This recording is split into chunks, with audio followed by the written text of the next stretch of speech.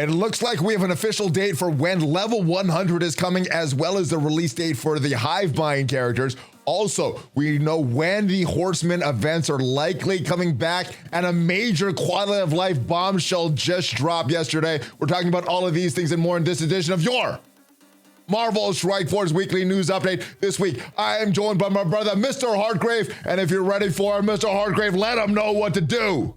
Let's go smash it. Oh yeah, welcome back to the ValleyFlyin channel. I am ValleyFlyin. This is MrHartgrave, and this is your Marvel Strike Force Weekly News Update. We do this every week, keeping you up to date on all the latest in Marvel Strike Force and what is coming up. But if this is your first time here on the channel, hit that subscribe button for more great Marvel Strike Force content. At least 5 Marvel Strike Force videos per week on the channel. News videos like this, question and answer videos, review videos, everything to help your experience in Marvel Strike Force. But without further ado, how has your experience been this week in Marvel Strike Force? You are the first news guest of the year.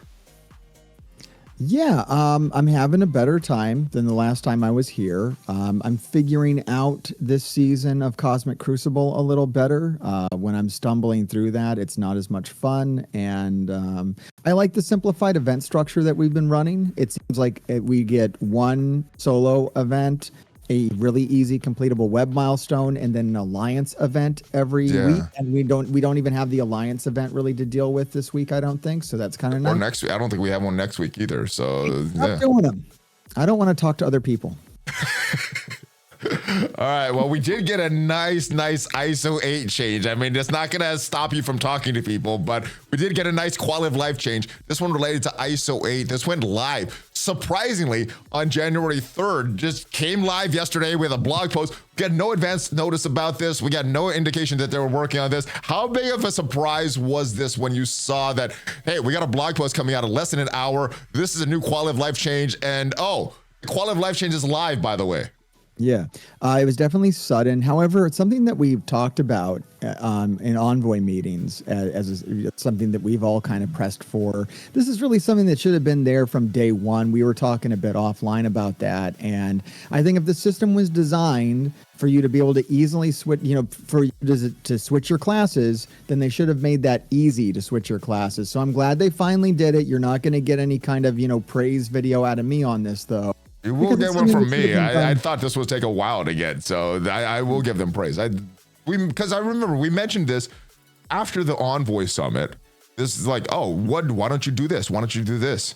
I didn't think we would get that for a while, and we would get in the next update. I thought this was awesome.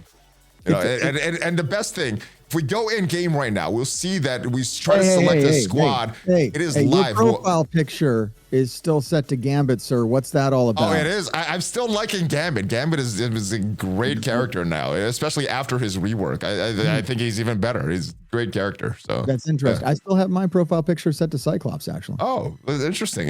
Okay. For no reason whatsoever. No reason at all. I can't imagine why you would have that set there. But let's talk about this change here, because this is a great change.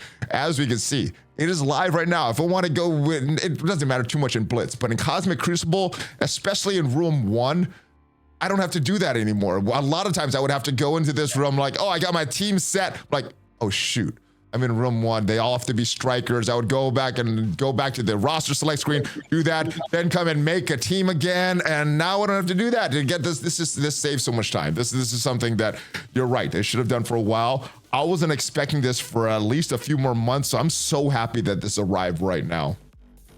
Yeah, I think it's good. It was needed, and especially if they're going to keep making Cosmic Crucible rooms that have that play into Isotope 8 selections. Oh yeah. Then doing this is good. Where I might actually end up using this more is in game modes like Scourge. When we have Scourges or Trials. I've never really done that because it's such a pain.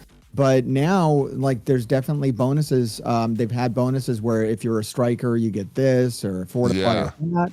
And so now I'm going to be more likely to do that. Oh yeah, so I've also done that in the Scourges, not only Cosmic Crucible. And then sometimes I forget to move it back. So I've set it up for a Scourge, and then I'm doing Cosmic Crucible. I'm like, why is my Iso8s like this? So yeah, I'm so happy with this. This is a great change. Now, one change that a lot of people wanted to get, especially if you don't have your Horsemen maxed out, don't have Apocalypse maxed out, is the Horsemen, the events. We had word back in June that they would be switching up in July. They still haven't switched up. But yesterday on Mobile Gamer Stream, we did get an announcement that we would be getting some news in the blog post very soon. So the question was asked, Horsemen Announcement, and Archangel's response to stay tuned to the blog this Friday. What do you think we're going to find out about these Horsemen teams this Friday? Are they becoming permanent? Are they getting this new structure that that they talked about in the previous blog post, changing the reward structure for this? What do you think is happening for this? I mean, this would be great for new players that haven't unlocked Apocalypse. Yeah, I mean, new players need a path to Apocalypse. One of my recent videos I just put out, I was addressing the issue of, should new players focus on new teams or Apocalypse? And so you can check that out for my advice on that. But it's been really hard to advise on it in general because there was no path. There was no way to get, it's like, of course, focus on something else because we don't even know when these events are going to come around again. So it'll be nice to know what's happening with those so that we can give advice and people can get Apocalypse. Now, I hear a lot of communities saying that they're going to be permanent. I don't remember hearing that in anything official. Do you remember hearing that in anything official, or am I forgetting that, or is that just something that was the community has been saying and just expecting that? What is going on with these being permanent? I think that's a hope, that's speculation. It may have been something that I said at one point. That was my speculation, though. It was not an actual, report. Okay. Everything's subject to change, of course. That's what I would like them to be, is just permanent. And then you can go get whatever score you want to get. And the higher the score, the more stars you get. And you do it once, and then you're done with it. Kind of like the other permanent events where we have, except, instead of having to get a certain amount of stars on one team, you just have to get a certain point total, get the stars on the featured character, and not something we have to grind out, every couple of weeks. Oh yeah, especially with the broken ones like the Nova one and things like that. I know these are the Horseman ones they're talking about, but I'm hoping that they'll give the same treatment eventually to the Nova, the Black Cat, the Green Goblin. Get those permanent and do something better with the scores so that we don't have to go back. Like I already have a 7-star of all my Horsemen. I still got to go grind all these events. I hope they make that a lot easier to grind. But you know what? I'm glad that a big grind event is done this past week in MrHartgrave. How much did you blitz for this Frosty Family Gathering Blitz event? I did not miss one rotation, and that includes 3 bonus rotations you can do at the start. You did get the 3 bonus. So what is it? 56 for 59 total rotations you got? I'm awful, yeah.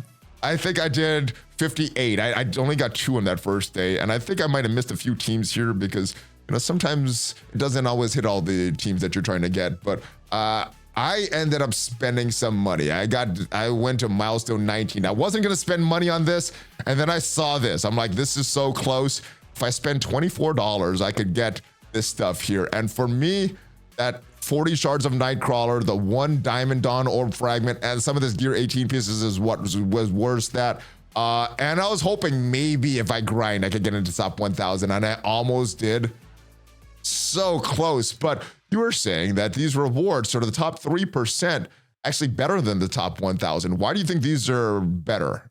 Yeah, because I don't know how long it's going to take me to get 7 yellow stars on Nightcrawler for that diamond to even come into play. Plus, I from looking at the structure of diamonds and the way they're released, getting excited about 1 diamond is like getting excited about 1 red star. I don't think it's worth it. It's more worth it to have a chance at 2 diamonds on a character where it'll actually kick in today and be useful today than a character if you're spending a lot of money, which is kind of what the top 1,000 this is are for, doing. yeah, expecting already at 7 gold stars for some of these top 1,000, right? Yeah, but I'm not, and most people aren't. So the top 3% rewards are good for us. I think this is a good layout of points where the top 1% is actually better for the people getting it than otherwise.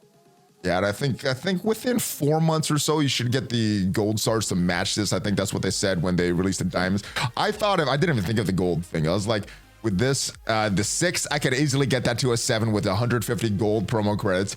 And because this Nightcrawler is not taking dark promo credits or dark diamond credits, this is 50 of those dark diamond credits. So pretty easy to get this. And like you said, you get 2 shots of this. I think the rewards for 1 to 3% were better than the top 1,000. I'm not disappointed at all that I got this. That's a good point. When it's dark promo credits, it's a totally different equation, right? Yeah, this is very tough to get if it's dark promos, but this is just normal ones. Now, another thing about this event, MrHartgrave, we had 1 hour Blitz cooldowns. They said that would last until the end of the year. Well, we still have 1 hour Blitz cooldowns. Do you think that is going to be permanent, or they're going to revert that sometime? Well, if it's anything is up to me, it would be permanent. If they decide to go back on that, I will go down to the offices again and camp out there until we bring it back to 1 hour cooldowns. Okay, that's Is it possible at all that they would go back on the 1 hour cooldowns? I mean, what benefit would it be for them? I mean, the players are happy. They're getting players logging in. I don't know. I mean, I think it comes down to being an economy issue. Like, if you do look at it, if you take all your Blitz credits and convert them to gold, there is a value there. So the easier it becomes to Blitz, kind of the more gold they put into the economy. But it's such a small amount. It's a small amount of gold. Yeah, we need so much gold. I don't think that makes that much of a difference. So I think it even benefits them to leave it at 1 hour. I think if they revert it, that's a mistake on their part. Oh, I think they would have major backlash at this point. I've heard nothing. I've heard very few people be negative about the 1 hour Blitz. I think the most negative thing people have to say about it is, now I feel like I gotta do it. Is like I was doing it anyway, and now I don't have to do it every 2 hours. I can do it every hour. So it's cool. I like it. It makes it an option for you, and for some people that can be distressing, but. I think also the thing to understand is like, this is a start. Like, was the first thing that I was able to push for through the conversations that I had with the team. They told me that this was kind of where they would be able to do. And then once we do this, you might be able to move towards sim all or no cooldown or no Blitz at all. But we have to make these little small steps before we can make a big step. All right. I like that they could go further with this. I thought this was it, but yeah, if they get a sim all button, I thought that was definitely off the table. I guess it's still on the table, and I guess removing Blitz altogether, which would be the ultimate solution, would be a lot better than what we have now. But yeah, if they're not going to do any of this stuff, 1 hour cooldowns, at least keep these. Yeah, I think I'd like to see no cooldown. I mean, if we can't just do sim all, I mean, sim all would be great. Like, that would be everybody great. wants that. I don't know if they're willing to go that far into it. But if they can do no cooldown, so you can just do all 8 rotations on every single team one time, and then just be done with it for the day, that sounds pretty good too. I think they can do that if they get something to replace that login time, because they want us to log in. They want to meet that metric. They find something else to replace that. I think they can bring that in the game, but I don't think they found anything to replace that yet. That's why we still have this stupid blitzing that goes on. We got new game modes coming into the game, and I don't really think it's about the login. I think it's about the issue that it's been communicated to me, or my impression. What the problem is that they want a game mode that is like new players can engage with as much as they want, basically, which is kind of what Blitz is, and where new players can be competitive with veteran players, which is why we were able to move to 1 hour cooldowns instead of any of the other options, because this doesn't change the nature of what Blitz is. It just changed how we interact with it. Yeah, but I still think they are not going to replace it until they have a solution or something else for that. And we don't have anything that does this type of mechanic that that gives them these kind of numbers that they want to reach. I think the next time we're going to see a change like this will come during when they bring in Battle World, because that's going to require a lot of time to interact with. And then they might want to push something else out like Blitz. Possibly. You could be one of those in Alliance that just get carried by everybody else. It could require 0 time. We don't know because we haven't had hands on with it. I have no idea how. I don't think they're even finished with it. They just shot a bunch of ideas at us. I don't think they're even finished with it. Have a final concept for that. So yeah, that's a concern, is that you might not interact with it at all. But who knows? Like I said previously, some days that's going to be awesome. Other days I'm like, I want more content. There's more that I want to do. I want to play this game. So I think I'm going to feel that on both sides of the spectrum. Now, MrHartgrave, we have the Icy Extravaganza milestones going on in the game right now. And to score for this, you're going to need to spend campaign energy and battle in the raids, and you're getting even more points if you're using the Xtreme X-Men in the raids. I'm not going that hard on it, and I don't think I'm missing out on too much. Obviously, trying to get this meta item, the Ruby Snow Goggles for this Icy Extravaganza. Down here doesn't seem that appealing. If we get to some of these big rewards here, these dark promo credits, this mega gold orb fragments, they seem very, very good. But to get down here, I don't think you're going to do that free to play. Well, so I think this is a not very appealing event. Are you going to be able to get down there if you spend, what, 100 core refreshes for your energy? 200 core refreshes? What is the secret? You look like you're sitting on a secret, MrHartgrave. What do I not know about this that I should be knowing about this? I told everybody, and now I hear people starting to repeat it. If you hoard campaign energy in between these campaign hoarding energy events, you can start these events with as much as, I think I was around 20,000 campaign energy when this thing started. So not spending it all, not letting it refresh, just claim your daily refreshes, claim your stuff from the web, and not spending it all. That's what you're saying for this? Not spending it all, collecting your daily refreshes, and spending a minimum of 200 cores on campaign energy a day so that you're actually increasing the amount. And at a certain point, I started spending 600 cores a day before the event started on energy. But right, so I think that is a good thing for some events, especially the ones with the leaderboard. This one, though, you're getting 500 of these dark promo credits. You're getting a 7 elite. You're getting this, a lot of gold. Yeah. Is this one worth? This is a diamond orb, not a diamond dawn orb. You're getting a diamond dawn orb here, though. Is this one that's worth saving all your campaign energy, or should you maybe do that with one with a leaderboard with more appealing rewards? Well, here. Yes, absolutely. Because and here's a big counter. So people were telling me, well, I'm not here. Stay where you're at. Scroll down a little bit because we want to talk about this mega gold orb. There's 2 mega gold orbs on here. Yeah. And this was the people's pushback on me. They're like, I need to farm those gold orbs every day.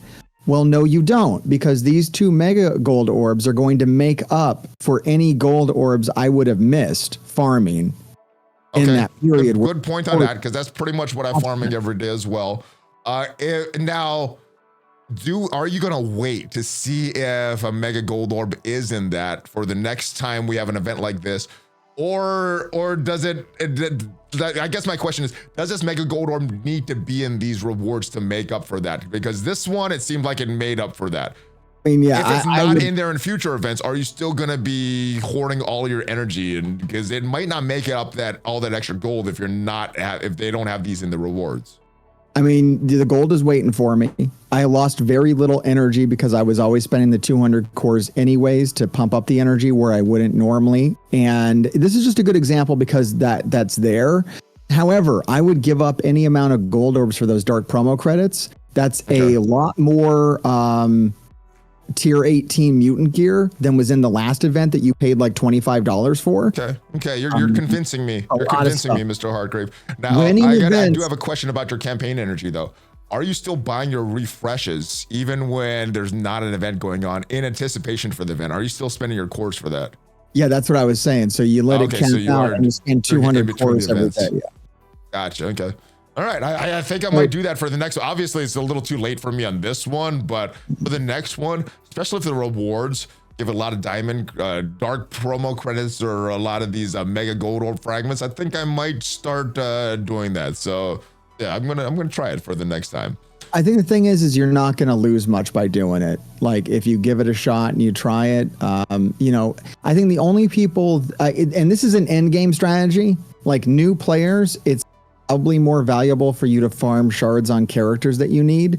Yes, especially if you're farming. I don't have any characters that I'm farming right now. So if I'm farming a character, I'm probably not going to stop that. But I'm not farming any characters right now, so I might do that strategy. And it picks up fast because like I wasn't farming characters. I did have some characters I needed to farm, but like the first time I did this, since they've increased the drop rates on the nodes, you make up for lost time really, really fast. Okay. All right. I'm going to do it next time.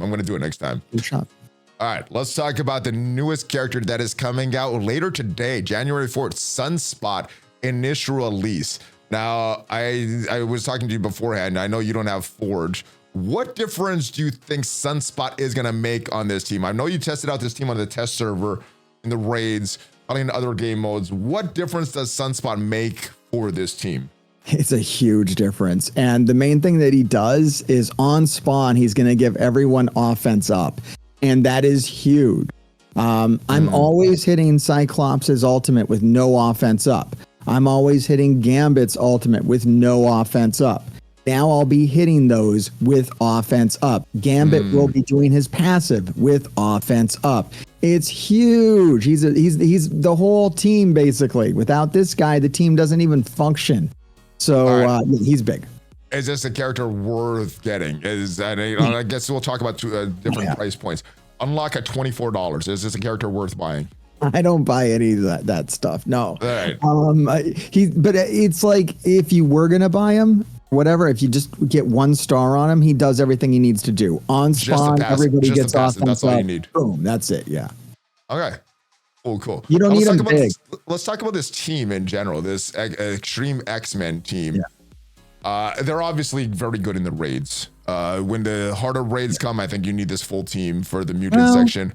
Here's the thing. People are saying they're not that great in the raids, and I agree. When I tested on the test server, I think I was one of the only ones at the time who was like, this really isn't right. A lot of people were like, this is great. And maybe they were powering them up too much. But when we're doing it practically, when we're actually doing it with the characters that we have, a lot of people are finding like this team isn't doing what it needs to do. It's not really. Oh, so you think the stars, there are too many stars on the test server for the characters? If you're doing that on the test server, then yeah, you are definitely. So 4-star Night. Mine was 5 on Nightcrawler. I had 5 on the rest of these characters. I don't think they're going to be like that for a while. So I think mine was a little overdone on the test server. Plus, I don't think we had Incursion 2 at the time. I think we only had the earlier raid, and it was very easy, even with Apocalypse at the time. So I don't think we got a full test of this. But let's talk about their value outside of this, because I know Forge is already posing some problems in Cosmic Crucible. Same with Gambit, Nightcrawler, the rest of this team. What have you seen from this team already outside of the raids? Yeah, I put a video out on my channel if you want to see how surprising Forge is. I ran up against a guy who had bought Forge up to a pretty decent star level, and I ran Secret Defenders against the team. You got smashed with your Secret Defenders? Yeah, I did not expect that, because normally my Secret Defenders will run right through any X-Men team in there. But Forge was nasty in there, and I think he was adding some extra stealth to everybody, and they were getting the extra damage from the stealth, and things were just getting really out of hand. Wow. All right, so we'll check that. Sorry, I gotta record something. All right, so that's mad. All right, I'm gonna check that video out. That sounds like the damage is very crazy. Do you think that it's gonna go up with Sunspot? Do you think that's gonna be even more of a problem when Sunspot comes to the game, or Rogue is still gonna be in the team somehow? Now, I'm not using any kind of X-Men team really on offense. I think the only character I'm using is Rogue. But as soon as I get Sunspot, I'm going to be using an X-Men team on offense, because he is crazy and yeah, they're basically become like a Swiss Army knife team. So for Cosmic Crucible offense, the best version of this team that you want to build, from what I experienced on the test server, and this was letting them beat every single team that was not like Superior 6. Right? Like the new Cosmic Crucible meta, it's not really going to beat, but it beats all the old stuff. And that's Rogue, Gambit, Nightcrawler, Sunspot, and Forge or Dazzler? Dazzler. Okay. I said it like 3 times. Nice. All right. I like that. I think I'm going to try that. Actually, I'm going to watch your video. If I like what I see, then I'm going to try it. What it basically is Nightcrawler replaces Phantom X, because Phantom X used to bring in the evades. Now Nightcrawler does the evades, and Sunspot replaces the Sunfire, because Sunspot brings offense up on spawn. And that's the big difference, is that Sunspot does offense up on spawn. Not on the ultimate or the special like Sunfire does. Sunfire would give it to you on your second turn, So now you get it on your first turn, and it's crazy. All right, and we got a bunch of dates for events coming up, Mr. Hartgrave. This was posted yesterday. This is about the Mechanical Marvel 4 Forge, the next month-long milestone character, going from January 8th to February 12th. And I guess the first thing that I want to point out is this. January 22nd, we have an event called Blast Off to 100, and I think that it means that either January 22nd before the event goes live, or right after the event on the 29th is when we're gonna get level 100 again. We knew it was coming sometime because we knew Dark Dimension 7 is coming. It's gonna require Gear Tier 19. I think this is reminiscent of what they did last year. Level 100 first, and a few months down the road, we're getting the Gear Tier increase, and then we're getting Dark Dimension 7. Gives us some time to spend gold on characters, bringing them up different levels. I think this is good. We knew it was happening sometime. Better have it sooner rather than later. What are your thoughts on level 100, January 22nd? Yeah, I'm ready for it. I actually have 100 million gold on hand. I don't spend gold daily now. I just hoard it. I wish I could be that disciplined. I don't think there's going to be like another gold spending event or anything. I don't have a reason to spend it, so I'm not spending it just like everything else. Before the level 100, there's definitely going to be more gold spending events. But before the 22nd, I'm with you. I don't think we're going to get another gold spending event. Yeah, like we'll probably see another one, months and months from now. That doesn't look like Sonic Judgment, doesn't look like Solar Schematics, doesn't look like this Alliance event is going to be it. So yeah, I don't think we're going to get a gold spending before this. So that makes sense. I would assume Blast Off to 100 would be some kind of energy spending event because that's what you do to raise up your levels. So it's either coming the 22nd or the 29th, before the event goes live or right after the event goes live is when we're going to get the level cap increase.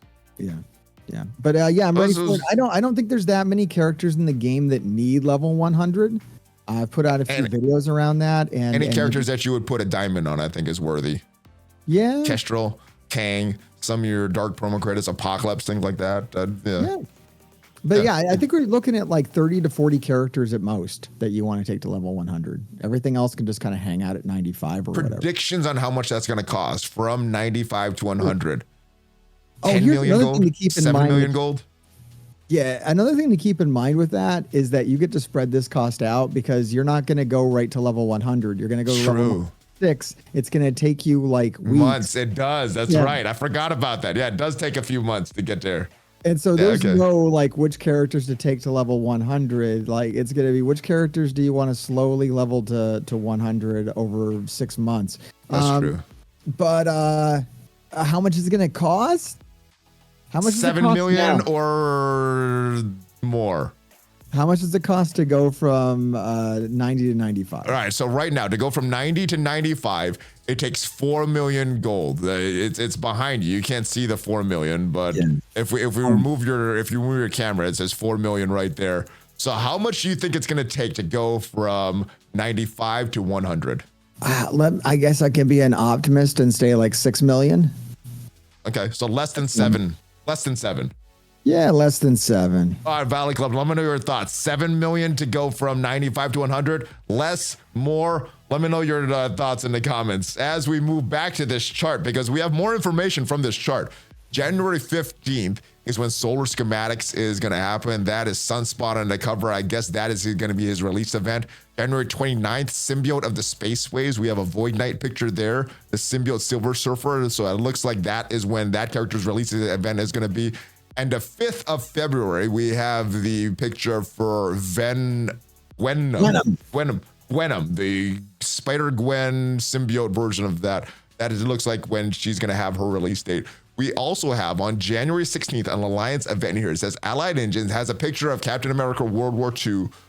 We have another Alliance event related to war, related to Iso8 spending, related to Cosmic Crucible. What do you think this Alliance event is going to be? Is it going to be related to raids? This is a raid team, the invaders, or something else? Yeah, let's assume it's raids. Raids, okay. Yeah.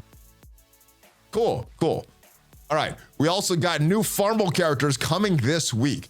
The new Avengers, Ronin, going to be available in the Arena Supply and the Arena Orb. We have Mockingbird going to the Blitz Supply and the Blitz Orb, and Tigra going to Hard Heroes 2-3, who's going to be replacing Hela, who's still going to be available in Villain 7-6.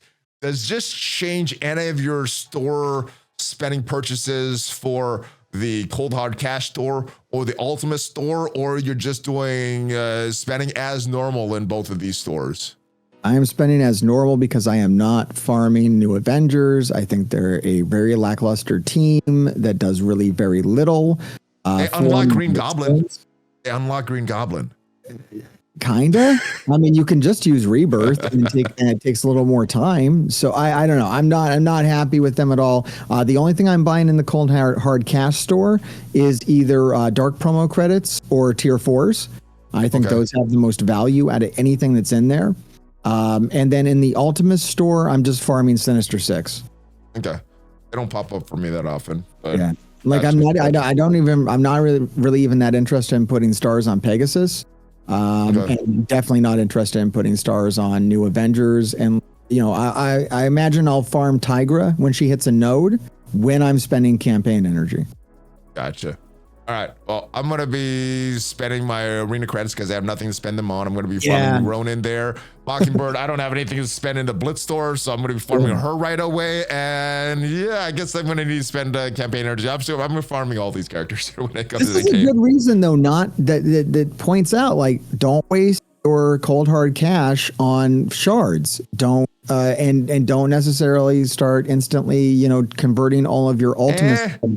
And I was able to get 2 new Avengers, Tigra and Mockingbird, to the 5th star, so that helps out a little bit. It so much cheaper, and you could have bought dark promo credits or tier 4s instead. True, but it feels good. It feels good to have them all at 5 stars. After that, I don't care. What does new Avengers do for you?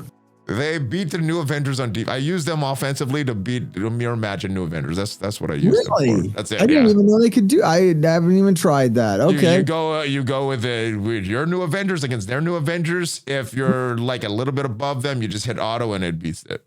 I did not know that. Easy. Deal with the new Avengers with your new Avengers. That's what I'm using them for. So.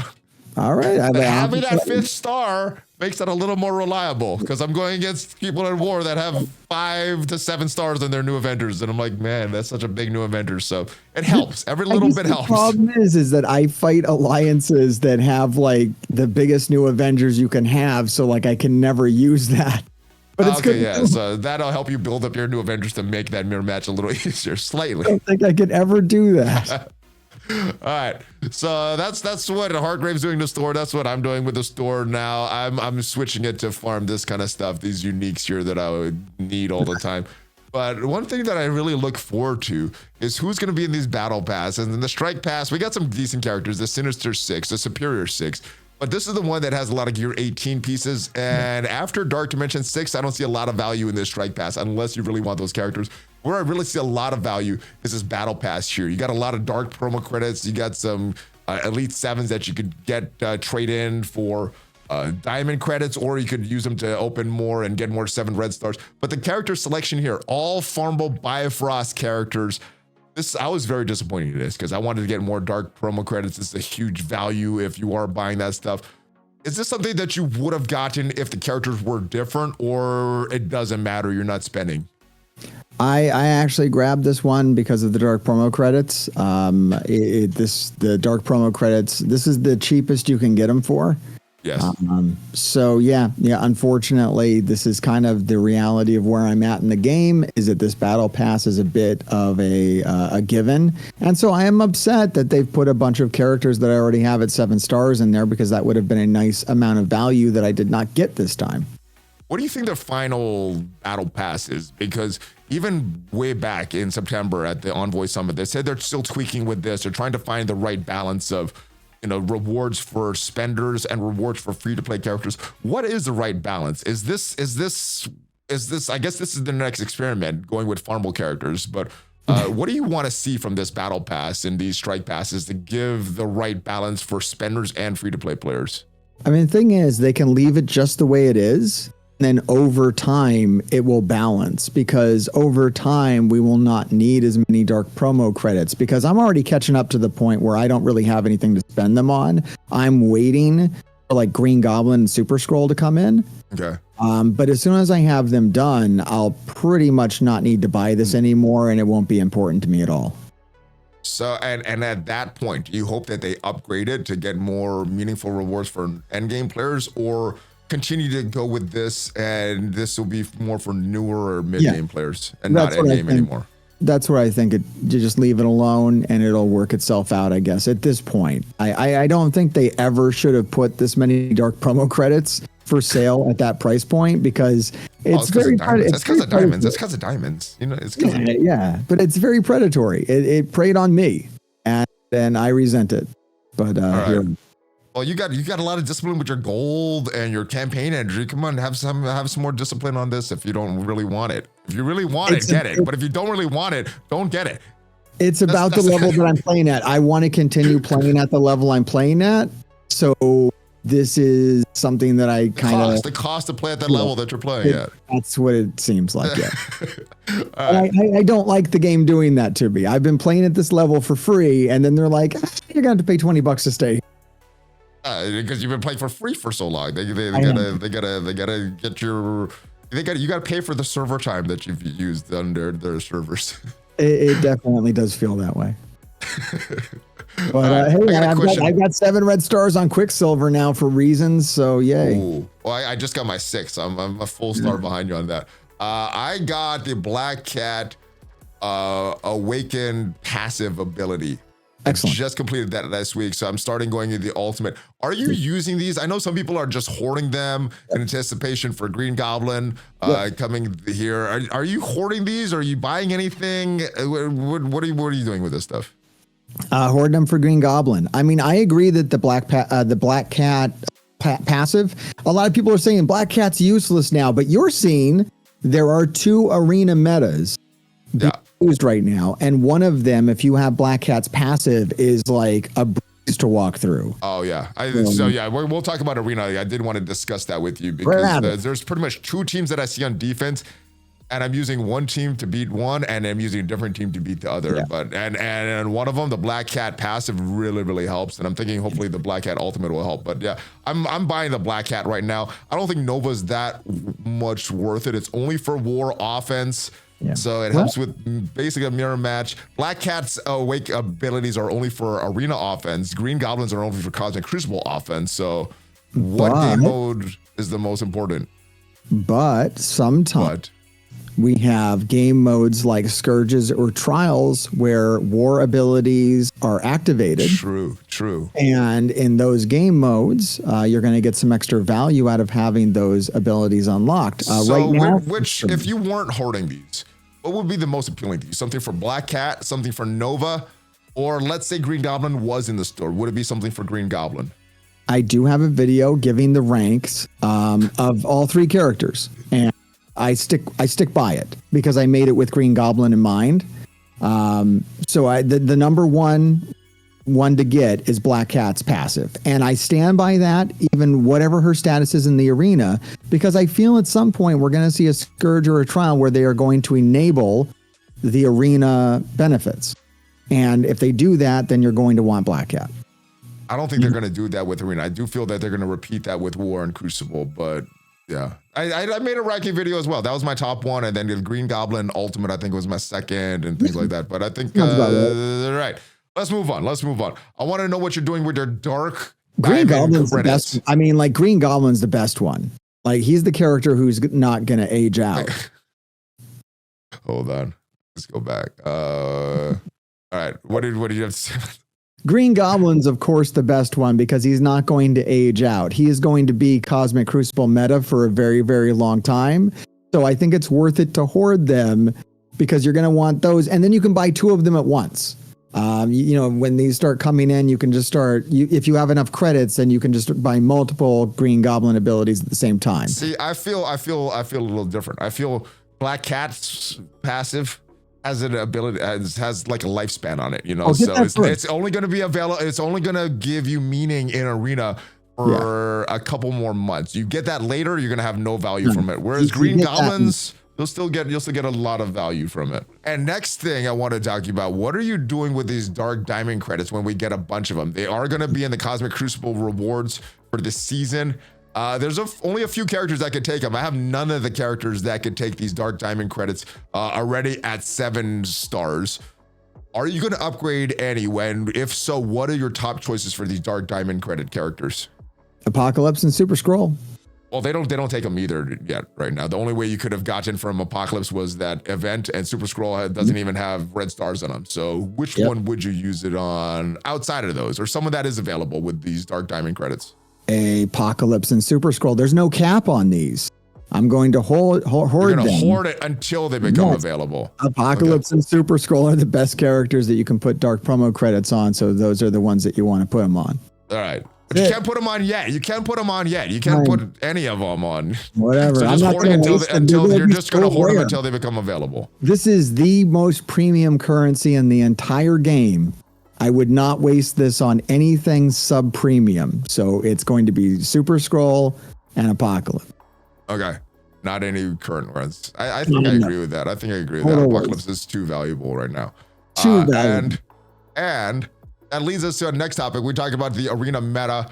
We were talking about this beforehand. There's pretty much two teams that I see on arena defense.